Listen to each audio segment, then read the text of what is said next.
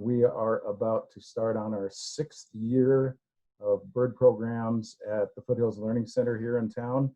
This is a part of the Boise City Parks and Rec Department. Of course, we're still dealing with COVID around here, so we are not meeting in person for this part of the program that we have the first Wednesday of every month. We're going to do that part here, put it on Zoom, and you'll be seeing it on my YouTube channel.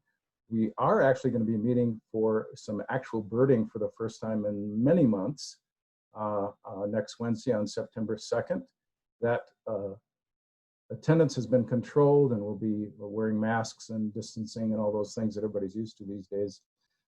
So we'll see how that goes. Usually birding is a pretty, you know, it's an outing where we're all quite close together, especially when we're trying to find a bird that someone has seen, and we're touching and leaning over each other and pointing and breathing on each other. Obviously, we can't do that anymore. So it'll be interesting to see how the field trip part of this this outing goes. This talk is, like I said, the first talk in the season. We go through around till June, and I've arranged my talks so that they become progressively a little bit more expert or a little bit more complex as the months go by. So this first talk is getting started in birding, and we will look at some very basic things. If you're already quite an expert birder, you might not find too much here that's new to you. You might find some things, I hope so, but it's really geared to people who are just getting started and just kind of want to know what's going on, kind of see what the lay of the land is. So I will get my PowerPoint up here, and hopefully that will go smoothly, and we'll get started. So, like I said, this first talk of the year is on getting started in birding, and I'm going to walk through some really basic things about how birders go about birding that you may not know if you're new to the trade or just kind of been hanging around the edges a little bit. I always like to point out that birding is essentially free. That is, from day to day, you can just go out in your yard or grab your binoculars or go out to the lake or the woods, and you don't have to spend money to do it, per se. And now I would say a lot of birds need some conservation actions, and we need to put some money and some resources into their conservation. That's kind of the bigger picture thing that I'll talk about in some detail later in the year. But for now, just realize this is something that's really easy. Anybody can do it really anytime and anywhere you are. Here in southern Idaho, we're lucky to have some of the most beautiful birds in North America. Of course, they're typically here during the spring and then during the nesting season, and a lot of these birds leave. But we are lucky to have incredible birds to look at really any time of the year. It's well worth getting out and just looking around so you can get a good look at some of these spectacular animals. Birding has been increasing at a steady rate for probably centuries, but at least decades since people have been measuring these things. In 2016, this report was published, the National Survey of Fishing, Hunting, and Wildlife Associated Recreation. And if you look at that bar chart in the top there, they estimated about 45 million Americans watch birds in some way and to some degree. And you can see that a lot of that birding is around the home, people watching their bird feeders. I certainly do a lot of that. And but a lot of people, 16 million plus, travel. They get in their car and deliberately go somewhere to look at birds, and a lot of us do that. A lot of us do both, of course. So here are the topics I want to touch on today. Binoculars. You can bird without binoculars, but you're going to have a lot more fun if you can see some of these birds better. I'll look at some old school field guides, the use of field checklists, look at modern field guides, basically phone apps, and then some websites. And finally, concluding with just some sort of basics about how do you bird, how do you watch birds. There are some things you can do and things to avoid that will increase your chances of seeing birds and seeing them well. So first, binoculars. It's not so important that you know what things are called necessarily, but I find that people who are not used to using binoculars really sometimes don't get the best out of their experience because they don't know what these parts are and how to adjust them. So first, I want to point out the eye cup. This eye cup on the binocular can twist up or twist down, as you see here, and you want it down when you're wearing glasses so that when you put your binoculars up to your glasses, they're basically touching each other. If you don't wear glasses, you want those eye cups turned down. And then you can put your binoculars right up against your head and you'll get the best view and the least amount of distortion and light kind of leaking in around your eyes. Another really important piece that a lot of people don't know about is this diopter ring. This adjusts just the one eye piece. There are different ways to get this adjusted, but I think the simplest to describe is just to take the binoculars, hold them up and look at something that you can see very clearly, like a sign or a tree trunk or a taillight on a car, and then turn that diopter back and forth until your vision feels really good. There shouldn't be any eye strain or any stress on your eyes once you get that properly adjusted. Just like at the optometrist, you know, some of those lenses just feel like you're going to pull your eyeballs out of your head. And when they get it right, it's very comfortable. When this is adjusted, it should be very comfortable. Now on cheap binoculars, you might not be able to get it adjusted, and that means the binoculars are out of alignment or they're not very good, and I would put those down and grab another pair until you get a comfortable viewing situation. You should be able to look through these binoculars all day, even day after day after day, and not have any kind of eye strain. So that's the goal of getting the diopter. Very important. Over here on the other side of the screen, you can see this little cup that's called or cups are called a rain guard that protect the objective lenses on the top of the binoculars. It doesn't rain too much around here, but it really makes an excellent food guard. I find that I have more potato chips on my lenses than I do raindrops, so use those. On the other end are these objective lens covers. They come mostly on cheaper binoculars for some reason. I think they're an absolute nuisance. I never use them. I've never understood their purpose, really. If you have kids, you might want to keep them just to protect the lenses while you're storing them or hauling them around. But for adults, I would just take those off and store them in case some weird thing happens in the future and you do need them. Finally, the focus ring. Saw that arrow come in on the lower right. Most adults find that focus ring right away. It seems pretty natural, but again, kids maybe don't know about the simple act of focusing. These rings are, I think, always in the middle, right there where you can spin them quite easily with your finger back and forth. And again, once the diopter is adjusted and the focus is adjusted, you should be able to see something really with quite a bit of crispness and clarity. Binoculars come in a lot of different sizes. If you are a sort of casual birder and you spend a lot of time biking, maybe hiking, maybe backpacking, you might not want a bigger piece of equipment. So one of these smaller styles might be just right for you. They come in very, very good quality and cheaper quality, and we'll get into that in a second. There are also some very big binoculars. These seem to be mostly used for stargazing, and they're really meant to be put on a tripod. You can't hold those very long, very still. So you get a lot of magnification, but they might not be very practical.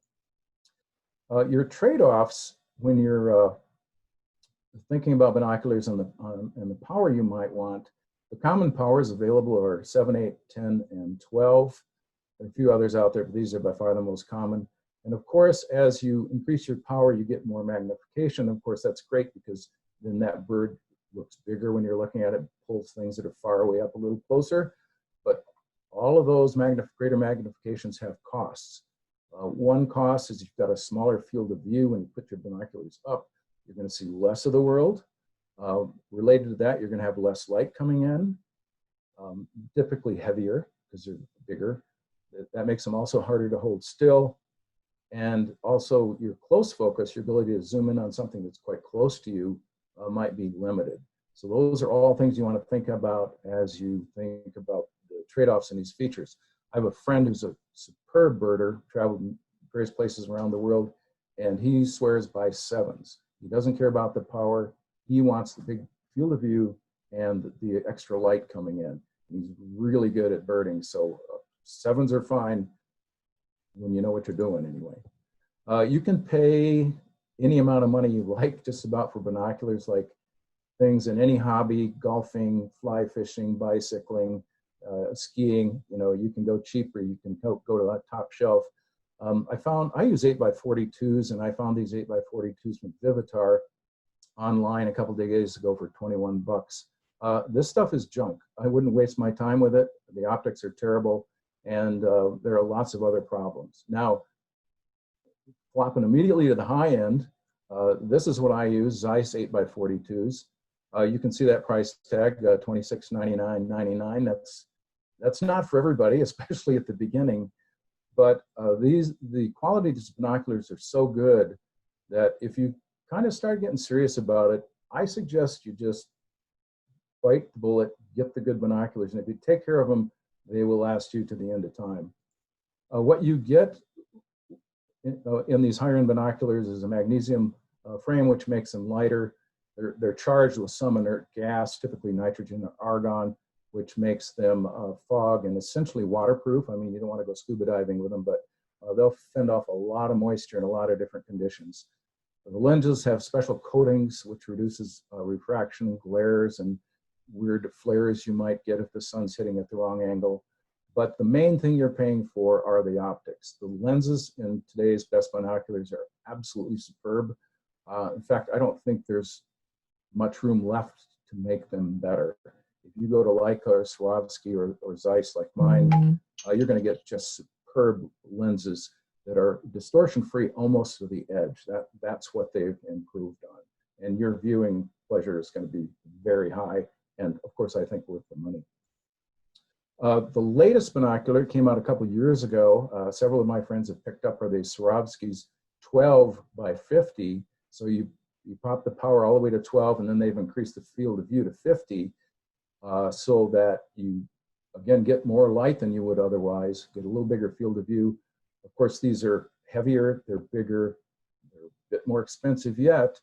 And I have one friend who says, just buy them, you'll never be sorry. And I have another friend who's not so sure that they're the absolute perfect tool. So like I said, different people, even different experts like different optics. I was looking around for some recent reviews on optics, getting ready for this talk, and as you see on that bottom line, I found a lot of so-called reviews on the web that are really infomercials. They go into this review and it turns out that the binocular they make happens to be their top pick, including some brands I've never even heard of. So beware of reviews. There's a legit review in Birdwatcher's Digest in the September-October 2019 issue on mid-size binoculars. You can see here. If you can't find that, I'll give you my email at the end and you can get a hold of me and I'll see if I can get it in your hands. Cornell, which is a source for almost all things birds, has apparently not updated their binocular review since 2013. But as I was looking through this really has a lot of the basic information that's still really solid to this day. And that's, in fact, about when I bought my Zeiss, was about 2013. So I would say go to All About Birds. That's sitting there on the web, and you can go and skim through that and see what they say about binoculars. I have always been happy with just a regular neck strap on my binoculars, but some people are really bothered by that pressure on their neck, especially if they're out all day or for day after day. And they've moved to these harnesses. I have not tried these. I'm happy with my neck strap, but a lot of people like these, so check that out if you find that weight around your neck to be kind of nagging you. The only other piece of equipment I think is really essential are these little lens cloths. If you can see on this one, there's a little clip, and you can clip that right onto your binoculars. It's a very small, lightweight little pouch, and that lens cloth is sewn right in there. So you've always got it with you, and when you get water or potato chips or whatever it is on your lenses, then you're not going to risk grabbing your shirt or a napkin or something that's going to maybe scratch your lens. You've always got that handy. Just remember to take it off once in a while and wash it. We could go through the same sort of discussion on spotting scopes. I'm not going to do that here. That spotting scopes are usually for people who are getting a little bit more serious. They can be quite expensive. You've also got the tripod, which they can also be expensive if you want to go to a really lightweight carbon tripod of some kind. I don't personally like to carry these things around, even though I have one. I don't use it very often. But that's a whole world in a lot of people. I know some birders who carry only a tripod. And they figure if they can't identify the bird without a tripod, I mean, the binoculars aren't going to help, but they need to really zoom in on the thing. So I'll leave that to you to explore and talk to your friends who have tripods and see if you think maybe that's something for you. So field guides, I call field guides old school because they're paper books, if you remember those. Uh, as a part of my PhD research I'm working on right now, I asked birders around the country, what sources of information would you score for you as very important? Well, websites was the number one. You can see over 60% of the people said websites were very important for them. But I was surprised that number two was books. So good old paper books that you put in a bag or throw under the seat in your car are still a real solid source of information for birders. And I think a lot of it is simply because people still use a lot of field guides. There are many, many field guides, way too many to cover probably even in an hour talk. I'll just put up the my favorite, which is the National Geographic Guide. It's in its 7th edition, and I've had every edition. That's my favorite guide, and I love the way they do it. But this book is now covering, I think, 1,023 species. So that can be quite overwhelming for somebody who's just getting started. You might be just literally bewildered by the number of birds in there, and you might want to go with a little smaller set. So both the Sibley and Peterson guides to the west are really good for Idaho. That cuts the number of species down to maybe 600 or a little under 600. You've still got a lot, but you don't have to worry about futzing with birds that only show up in New Jersey. So that'll save you a little time and make it a little less confusing, perhaps. A few years ago, some of us got together and said, hey, we ought to do a little guide just for the birds around Boise. Really, this maybe would be better labeled the birds of the Boise River.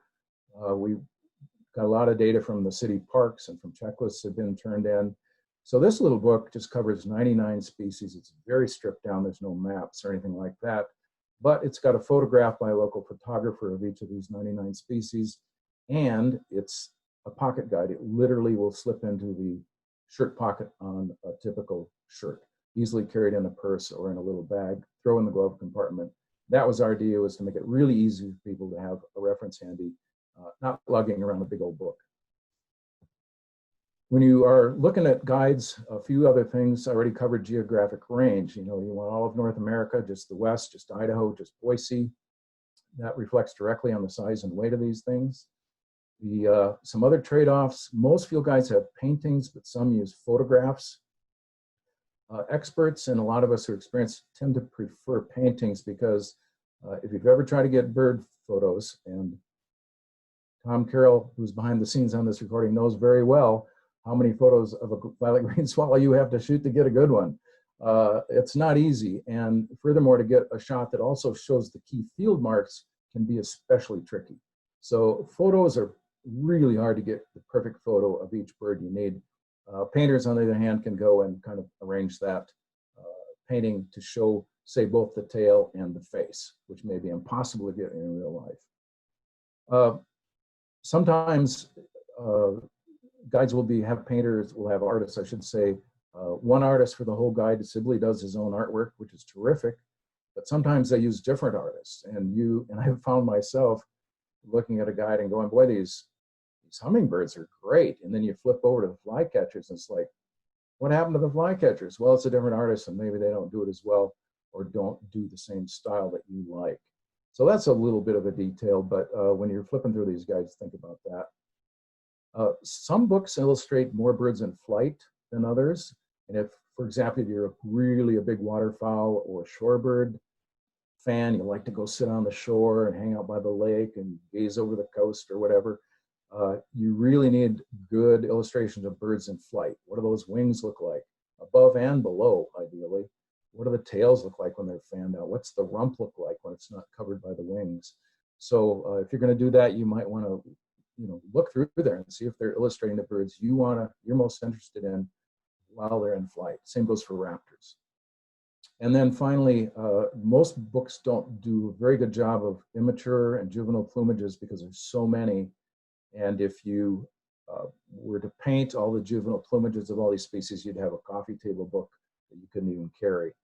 But it's kind of nice to have a few hints about some of these juvenile birds, especially birds that are rather common. When you're out in the fall and you want to know what a young junco or a young chipping sparrow looks like, it's not quite like the adults. So it's nice to be able to say, hey, there it is, that's it. And finally, I think the guides these days now are putting all the range maps next to the photos. There was some guides a few years, well, quite a few years ago now, that put the range maps in the back. So when you're trying to figure out what you're looking at, you've got, you're in the front of the book with the bird picture, and you got to flip to the back of the book to look at the map and see if it's even in Idaho. And that's was just unusable. It was ridiculous. I think everybody figured that out now. I'd have to go check through, but you want to be able to open the book and have a picture on the left and a map on the right, or vice versa. Usually it's the way it's arranged. And so you can quickly assess what it looks like and where it is. Field checklists. This is, I should have put old school by this one too. This is definitely an old school sort of an approach. A checklist is simply a list of birds for a particular spot. This one I'm showing you is for the whole state of Idaho. But a lot of times you can get a checklist for like a state park, a national park, a refuge, or some other particular spot that's rather small and local. And that shows you very particularly what birds are there and what abundances and what seasons. So these checklists still fill a niche that eBird doesn't fill, that guides don't fill, that apps don't fill. And that is a combination of data from things like Christmas bird counts, breeding bird surveys, and expert opinion. You get a bunch of birders in the room, and you get data in the room, and you say, okay, how are we going to score these things? And the scoring is typically done in this way. They'll say, during this season, whatever species is found in this at this abundance. So that can be very helpful if you go to a new place, say, hey, I'm not even going to bother looking for this because it's only here in the winter and it's accidental. So forget about it. It's on the list, but you're not going to see it. So that really helps you cut to the chase, especially in, like I said, areas that you might be going to for the first time. There are really a surprising number of checklists still being produced. These are paper documents again. And of course, most of them are on PDFs, and you can download them at home and do a little study ahead of time before you go to Longhorn Cavern State Parks or Ontario or wherever you're headed. So I guess we'll use the word, I'm using the word modern now. We'll talk about modern field guides. And these are basically phone apps. Now, I suppose as a kind of older guy, kind of slow on the uptake on these. A few years ago, I finally downloaded the Audubon bird guide onto my, I have a Samsung. It's free and it's absolutely terrific. I use it all the time in the field, especially when I want to check a bird song. So this app will show you pictures of the bird you think you might be seeing, and it will also let you play sometimes several different songs, calls, and maybe some other things. If there's a display flight sound that's made by the wings, that might be in there. So this is just incredibly handy and free. I mean, what do you want? It's terrific. There are other apps, but I have been so happy with Audubon's. I haven't even tried these. I'm sure these are great. Sibley, who does the bird guides and a lot of other books, he wants 20 bucks. It's worth it. Believe me, that's practically free. The Peterson field guide app is free. I haven't tried it. Like I said, I'm so happy with Audubon. I'm sure these are great. There's another one called eBird Pro for 15 bucks, and there's probably some others out there as well. So fish around a little bit, see what the pros and cons are. Ask your friends who may have them, and you know, spring for a few bucks. It'll make your life a little bit easier when you're birding. Merlin, yet another offering from Cornell, is a little different approach. Merlin helps you identify a bird you're looking at by asking you 5 simple questions. Where did you see the bird? When did you see the bird? And of course, your phone already knows the answers to both of those, whether you like it or not. So you really only have 3 questions to answer. What size is it? And it gives you a few choices. What were the main colors? You can choose from 1 to 3. And then it asks you what it was doing, basically. And there's the 6 options. That's it. And it's quite amazing that with these few simple questions, Merlin is pretty accurate. I try to trick it sometimes, sitting in my living room thinking up some kind of outlandish thing. And I can trick it once in a while, but usually it gets right on the bird I'm thinking of. This is improved continually as people use it. So it's sort of machine learning, I guess, behind the scenes somewhere. So this is going to get better and better and better as time goes by. Here's another approach. This is another app. I have not tried it, but these are coming. And this is where you take a picture of the bird, and then your phone tells you what it is. Well, getting a picture of a bird, we already said, that can be quite a challenge, and especially with your phone, where you don't have a big zoom to get in on it. But you know, this technology is coming, and I think it's going to be fun to watch it evolve. I'm not going to go there just yet, but you know, if you're kind of a tech junkie, you might want to check that one out. On the sound side, there are two apps that will supposedly identify a song if you can record it. That's maybe a little, well, it's a lot easier than getting a photograph of a bird in the field. The phones aren't too bad actually at recording a song, especially if the bird's fairly close. So Song Sleuth says record the song and I'll tell you what it is. It has about 200 species in its little data bank. And the reviews I've read about this so far are pretty sketchy. Sometimes it works, a lot of times it doesn't work. But again, this technology is going to only improve, and you know it's coming. There's one other one called Birdsong ID, 180 species, a little cheaper, different program, but the same kind of thing. And I envision the time that I'm sure it's coming. I don't know how soon, when you put your binoculars on a bird, the binoculars take a picture, the binoculars record the song, all that goes to the internet, and your binoculars then come back a few seconds later and tell you what the bird is. I think I don't know if the fun's completely gone by then. I'm sure there are other challenges, but you know it's coming. So maybe that's what you'll spend $5,000 on for the next pair of binoculars. It's truly novel. Another good source of information all about birds, if you want to record bird songs on your smartphone, is a really good tip, and I'll just cut to the chase at the very bottom. Don't use your voice memo app that comes on your phone. It doesn't have the frequency response that you need for bird songs. Birds go up to 10,000 hertz or higher, and phones are designed for human voices. So you want to get another app, and there's several, and they're all free. I don't know how these businesses do it. I guess they're all hoping Google will buy them out eventually, or Amazon or somebody. But I use RecForge. It's now in its second version, RecForge 2.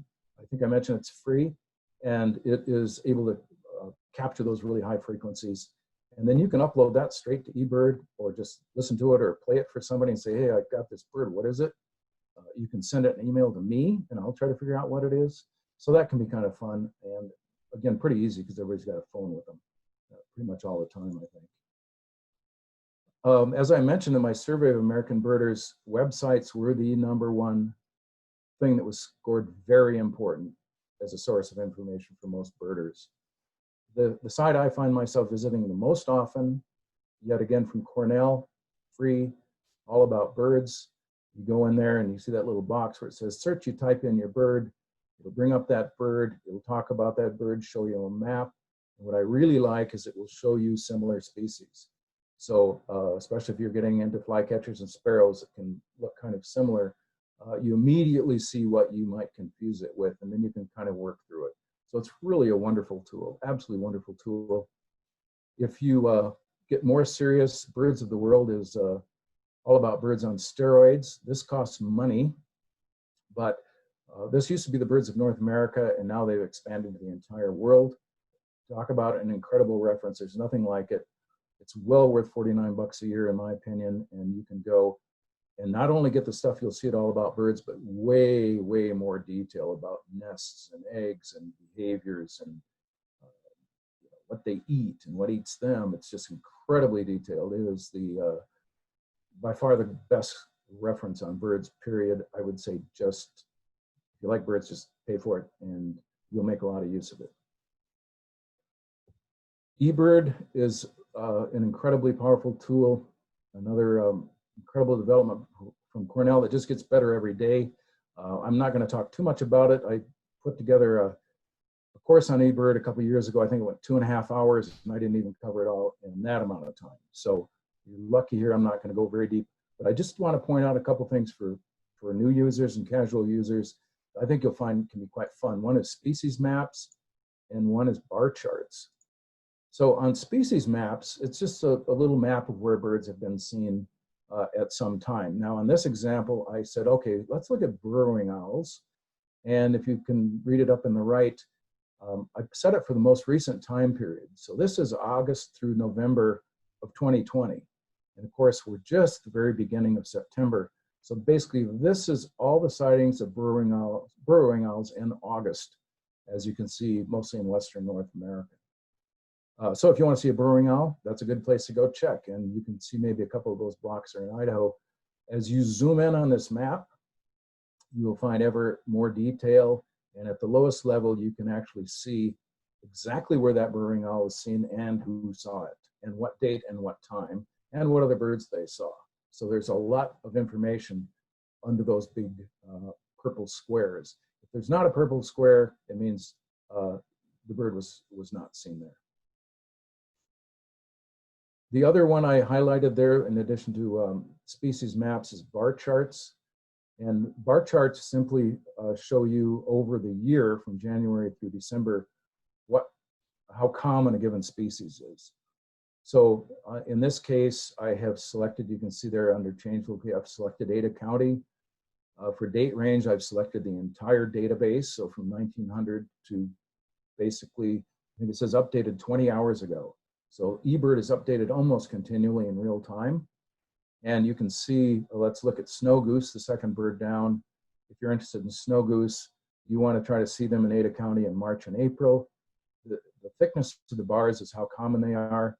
And then as you can see, you go to June, July, they start to kind of disappear. And in August and half of September, they are truly have disappeared. They're up in the Arctic. You're not going to see one. Then in the fall, they kind of come back. They're never as common in the fall and winter as they were in March and April, but you have a chance of seeing snow geese this fall, the next couple of months.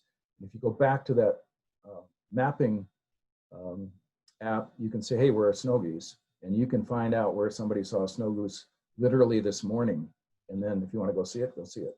So those two things together make it really, really powerful tools to go find something you're particularly looking for.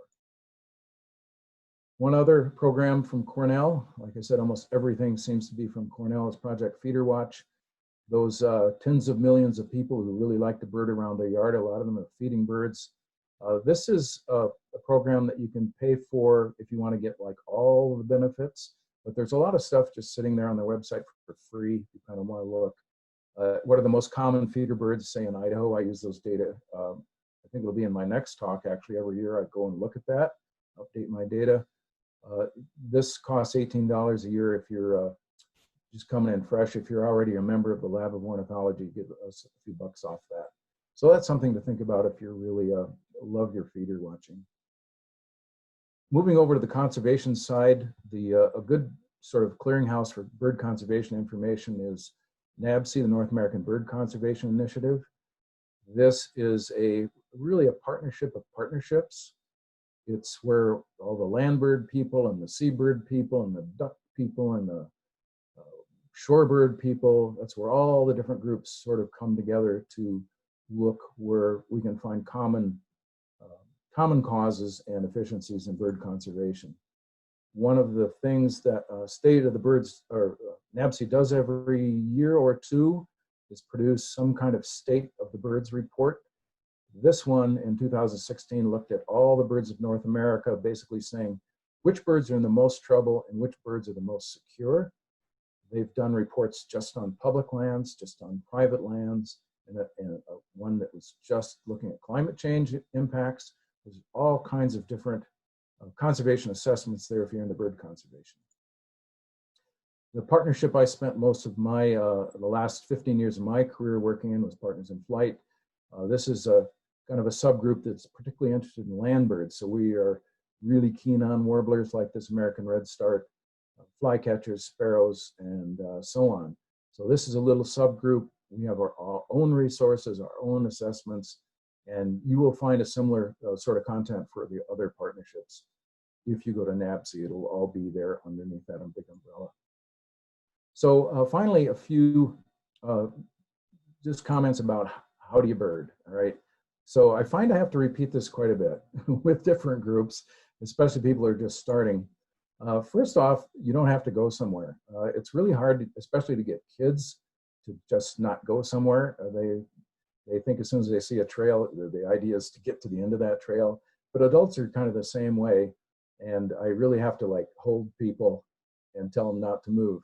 When I do my little show at the Foothills Learning Center, we go outside and stand in the parking lot for 10 or 15 minutes. Birds fly around and they will come to you. So check out what's right there. You don't have to go down the trail until there's nothing happening. Then you can go down the trail. Look and listen all the time. Birders become, I think, very good at detecting movements and sounds. And if you're in, even if you're in inside in some boring meeting, if you can hear birds singing out the window, it gives you a little something else to do.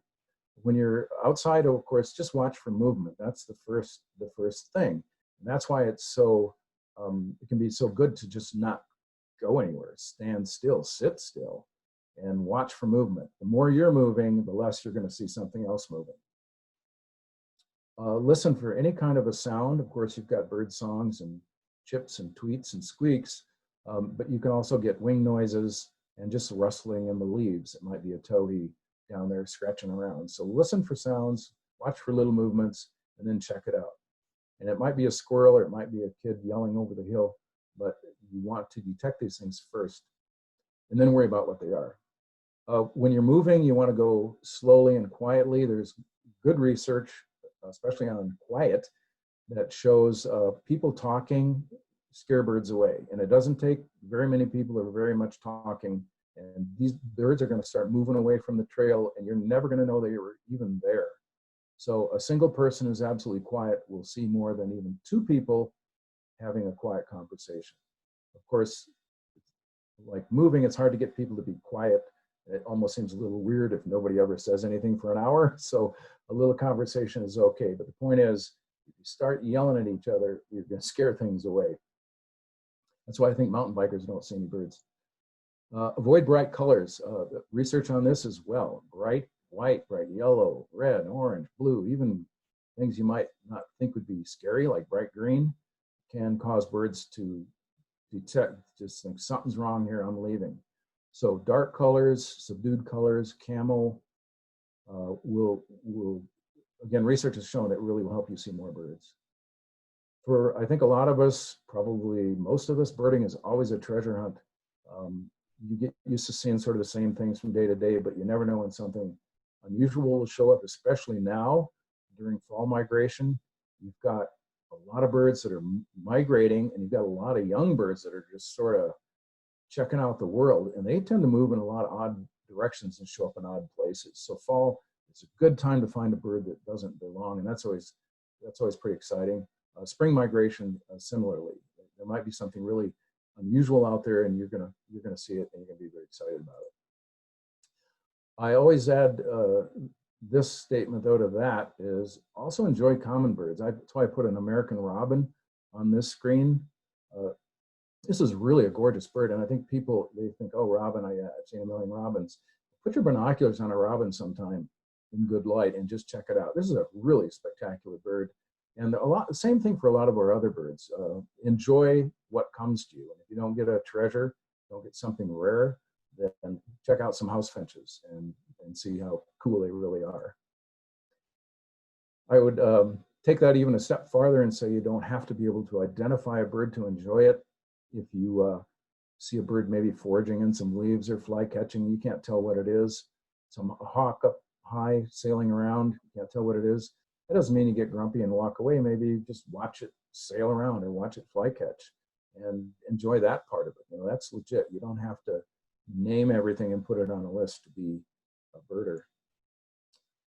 And also related, you don't have to be an expert. Sometimes I have people, especially coming to first-time classes, sort of apologizing for not knowing too much or not being able to identify birds. You know, the point is to identify and enjoy birds at the rate and at the level that meets your interests. You know, you don't have to be me. I don't have to be somebody else. You enjoy birds on your terms, and you can enjoy common birds. You don't have to be able to identify them. If you just want to go, wow, that was a beautiful song. I have no idea what it was. So what? You enjoyed it. That's the point, I think. Finally, there's been a stereotype that birders are competitive and that if you can't compete and you're not an expert, you don't deserve to belong here. I was happy to see in my survey of birders, again across the entire US, all 50 states, that only 16% of these people said they enjoyed competing with other birders. That's competing at any level. So most birders are kind of like me. We just want to go out there, have fun together, see some cool birds, and do it again. When you're looking at birds, it's good to know a little bit about some of the names for their parts. This helps particularly if you're going to go to a field guide and try to look it up and it starts talking about wing bars. You should know what wing bars are. If they start talking about the rump or the lores or the eye line, most of these words are not that obscure. They're pretty ordinary words. You can figure out pretty quickly where the rump is probably on a bird, or the breast or the crown. But you know, familiarize yourself a little bit with these terms, and then when you go to talk to somebody or look up a guide or go to All About Birds, and they say it had streaked flanks, you know what they're talking about. It always helps to do your homework. Anytime I go to an area I haven't been in the U.S. and certainly outside of the U.S., I get that field guide and I start looking at it for many months ahead of time, and just sort of casually, you know, just flipping through it. Get a cup of coffee, or later in the day something else you might enjoy to drink. Sit down with that book and just flip it open to something and say, okay, if I run into a long spur, here's some long spurs. What is it about these long spurs? How can I tell these birds apart? And you can see on these, and we'll just go a little bit deeper, obviously that the Smiths and the Lapland are really striking. If you get a male, you're going to know what you have, so you don't worry about that. But look at all those others, 1, 2, 3, 4, 5, 6 paintings on that page, 7 paintings on that page. How are you going to tell all those birds apart? So that's where you start looking a little more carefully at the crown or the breast or the flanks or the wings. How can I tell those apart? And for these particular species, you can see over on the left, the tail. The amount of white in the tail is the big thing. So you might not get to see the amount of white in the tail, but that's what you want to look at. And you can really forget the rest of those streaks and spots on the rest of the bird. It's the tail that's going to be the ticket. So if you get that in your mind, then when you see these birds, you know where to look. You don't have to worry about the rest of it. When I went to Venezuela a few years ago, I started studying a book, and when I got to this plates on flycatchers, I just thought, okay, this is not going to go well. Here's, you know, and there's some more plates. Here's, you know, hundreds of little green birds with wing bars, right? This is not going to work. But once you start looking at them, and look at the ones right next to each other, and you'll see, oh, this one has buffy wing bars, and this one has white wing bars. This one has a really clear white eye line, and this one doesn't have much.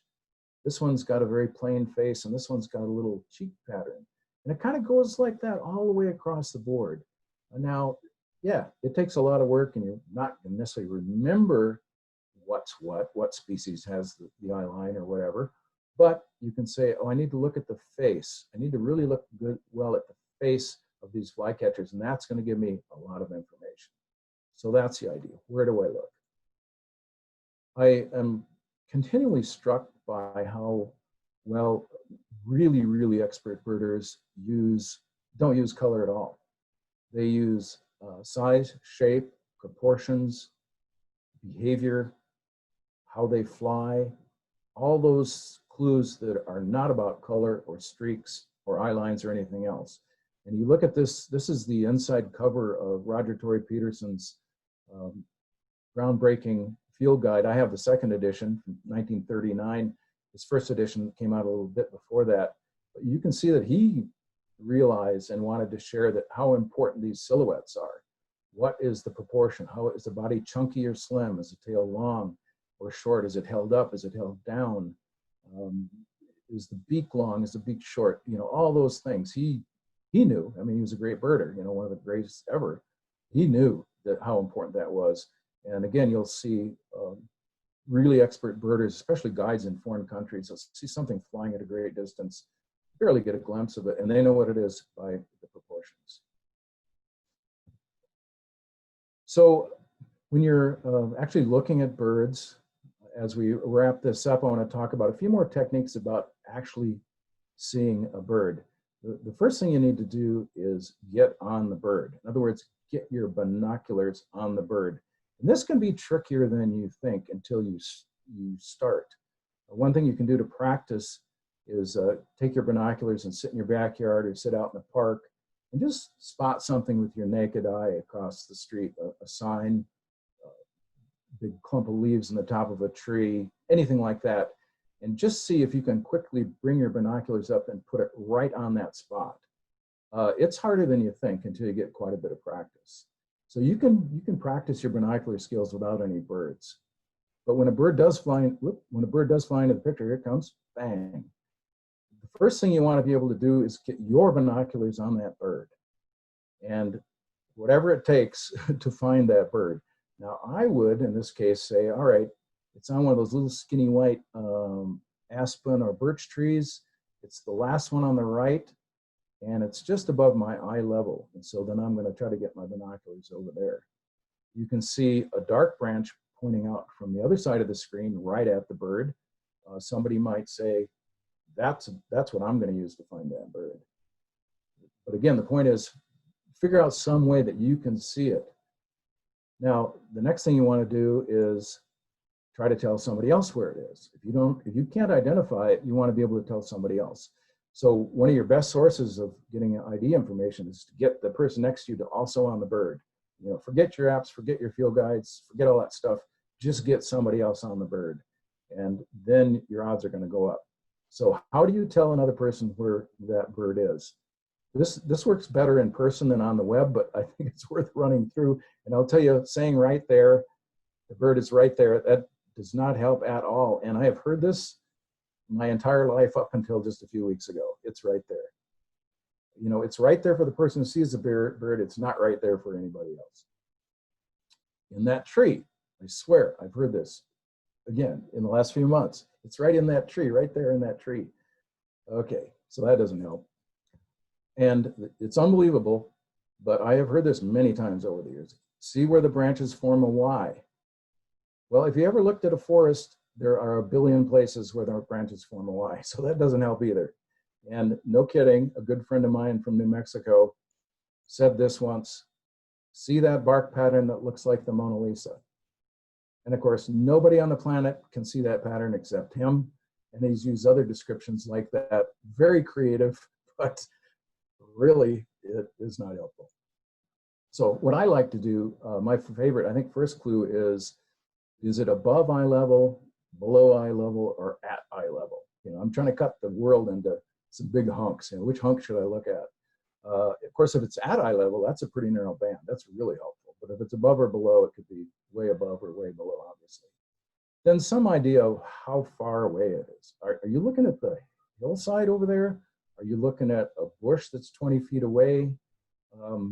Some notion of how far it is. Then you quickly getting people zooming in on the bird. Then is it sitting on the ground? Is it on a tree trunk? Is it in a bush? If it's flying, is it flying left to right or right to left? Is it above the horizon or below the horizon? These clues are really important because, you know, these birds that are flying are going to be gone in seconds. So try to get your friends on as quickly as you can. A very useful clue, and I'll give you examples of these last two, is see that X, go Y from there. In other words, by X, find something in the landscape that everybody can agree on, that it's not a Y in the branches. It's a red barn on the hillside. See that red barn? Yes, everybody sees the red barn instantly. So I'll use an example of that, and also the clock. And once again, you know, birds aren't just sitting around forever. Most of them, they're moving. So try to be fairly quick. Don't get too fancy about this description, but try to give information that's useful. So again, getting on the bird, I would say, see all those skinny white trees in the sun. It's on the rightmost tree, just above eye level. On this one, I would say, and again, this is really fun to do interactively because people in the room may have rather different ways of describing. This is the way I see the world. Not everybody sees the world the way I do. So on this one, see that big tree on the left in the sun, follow the trunk up until a big branch goes off to the right, and then follow that branch out until you see the bird. And once you get your binoculars up there on that tree trunk and start following that branch out, most people are going to go right across the bird, no problem. That'll be a pretty easy one. This is a little trickier. You don't want to see it, say it's on a rock in the creek. That's not going to do much good. But if you look at, say, I might say, look at the rock that's closest to us and completely surrounded by water. I think there's only one like that, right? Go to the rock just to the right of it. And I think that narrows it down pretty quickly. Here's an example of the see that thing, go somewhere from that thing. See that sign. Well, there's only one. Well, that might be a sign way down the path. I don't know. But see that black sign. Yes, everybody sees the black sign. It's right above the black sign and back a little bit in that tree. That's probably going to get most people on the bird within seconds. The clock comes really useful when you're looking up in the sky and the clouds are not helping you because they all look the same. So once more, you can say, see that palm tree? Everybody's going to go, yeah, I see the palm tree. Okay, go 130 from the palm tree. And then with a little luck, people will scan out on the 130 and get across the bird. Now, of course, birds flying around, they're going to be moving a little bit and you might have to adjust. Now he's at 2 o'clock, now he's at 3 o'clock, stuff like that. But that gives you something to work with rather than see that cloud or see that patch of blue sky. You know, you're never going to get it that way. We use a clock when we're on a boat or in a car as well. You can see this boat, I hope, is pointing. You arrange the clock so that 12 o'clock is straight out in front of the boat.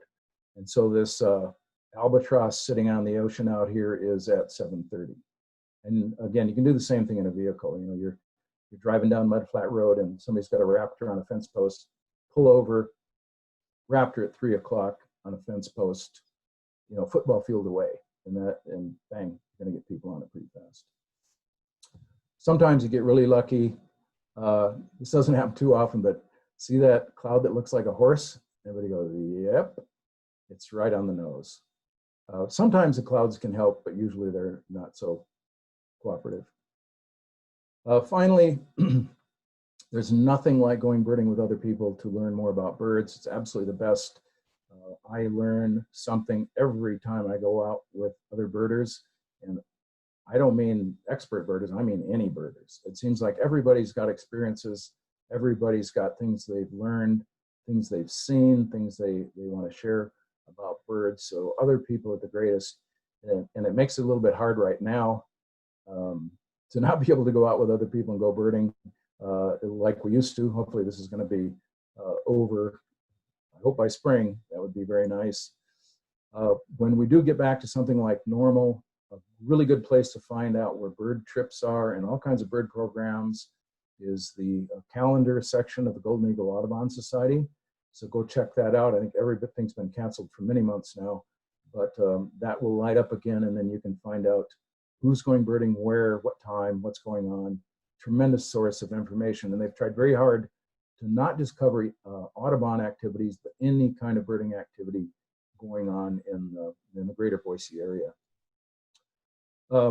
Finally, just a word, since we're still kind of in this distancing time, I write a column for the Idaho Press, started shortly after the new year started. Who knew what was coming? On March 25th, they published a column I wrote about birding, the perfect social distancing activity. And it's true, it's really true. You know, if you can go birding and you can't go to a football game or go to see a concert or a theater production, you can't go to a restaurant, you can't go out with your friends. If you can go birding, you got it made, because you can grab your binoculars, head out in the hills, head out to Hyatt Lakes, go down to Catherine Albertson, whatever, and spend an hour, a couple hours, and have a really nice time without any sociality whatsoever. I like to go up in the mountains, and you know, sitting there and enjoying a golden eagle cruising by, or some Lewis's woodpeckers horsing around, is just not a bad way to spend the morning at all. So we're lucky. I think birders are lucky. We don't run out of things to do, really. There's always birding to do. So that's what I have for today. There is my email address. If there is something I got wrong or something you think I should add about getting started in birding, drop me a note. I'd be very happy to change things or add things. And a lot of people have a lot of different approaches. I hope I covered a lot of the fundamental stuff that most people would cover today, but I'm always open to new ideas. And before I go, again, I want to thank Tom Carroll, the manager of the Idaho Birding Facebook page, for recording this. At least I think it's recorded on Zoom. Sometimes we don't know till it's over if it's just what we had in mind, but I think it'll be fine. And thanks again, Tom, for that. And thank you for watching.